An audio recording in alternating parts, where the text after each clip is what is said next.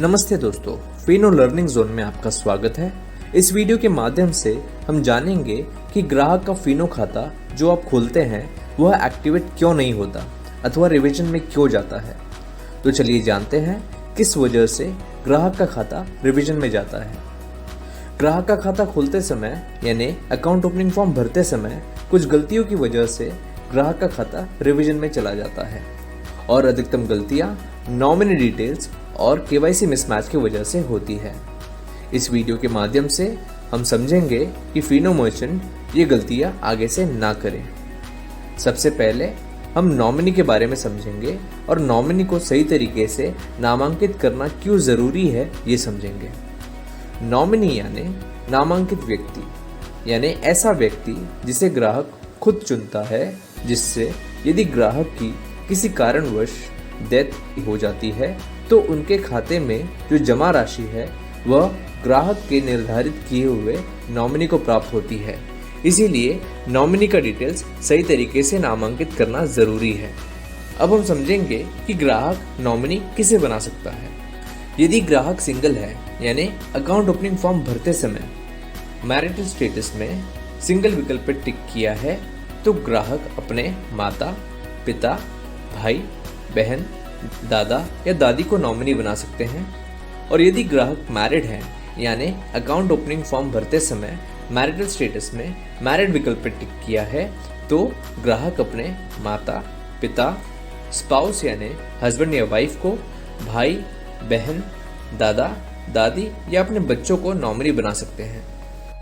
ज़रूरी जानकारी, यदि नॉमिनी माइनर है यानी नॉमिनी की उम्र 18 साल से कम है तो गार्जियन डिटेल्स भरना आवश्यक है और गार्जियन स्वयं ग्राहक नहीं बन सकते, तो आप ग्राहक से सही जानकारी प्राप्त करके गार्जियन डिटेल्स भरेंगे। अब हम समझेंगे कि नॉमिनी डिटेल्स सही तरीके से कैसे भरेंगे। पहला, केवाईसी डॉक्यूमेंट के अनुसार नॉमिनी का सही नाम बिना स्पेलिंग मिस्टेक किए एंटर करेंगे। दूसरा, केवाईसी डॉक्यूमेंट के अनुसार नॉमिनी का सही डीओबी एंटर करेंगे। तीसरा, नॉमिनी से ग्राहक का क्या रिलेशन है, यानी नॉमिनी से ग्राहक का क्या रिश्ता है, जैसे कि नॉमिनी ग्राहक के मदर हैं, फादर हैं, हस्बैंड है या वाइफ है, वो हम ड्रॉप डाउन से सिलेक्ट करेंगे। चौथा, केवाईसी डॉक्यूमेंट के अनुसार नॉमिनी का सही एड्रेस एंटर करेंगे। इस तरीके से हम ग्राहक का नॉमिनी डिटेल्स भरेंगे और यदि ग्राहक माइनर है तो गार्जियन डिटेल्स सही तरह भरेंगे। चलिए कुछ नॉमिनी फॉर्म के उदाहरण देखते हैं। इस उदाहरण में आप देख सकते हैं नॉमिनी माइनर नहीं है यानी गार्जियन डिटेल्स भरना आवश्यक नहीं है, इसीलिए सिर्फ नॉमिनी डिटेल्स एंटर की गई है। दूसरा उदाहरण, इस उदाहरण में आप देख सकते हैं नॉमिनी माइनर है यानी गार्जियन डिटेल्स भरना आवश्यक है, तो नॉमिनी डिटेल्स भरते ही गार्जियन डिटेल्स भरा हुआ है। इस तरह ग्राहक का नॉमिनी डिटेल्स नामांकित करेंगे जिससे ग्राहक का खाता रिवीजन में न जाते हुए सही समय पे एक्टिवेट हो जाएगा। अब हम केवाईसी मिसमैच के बारे में समझेंगे।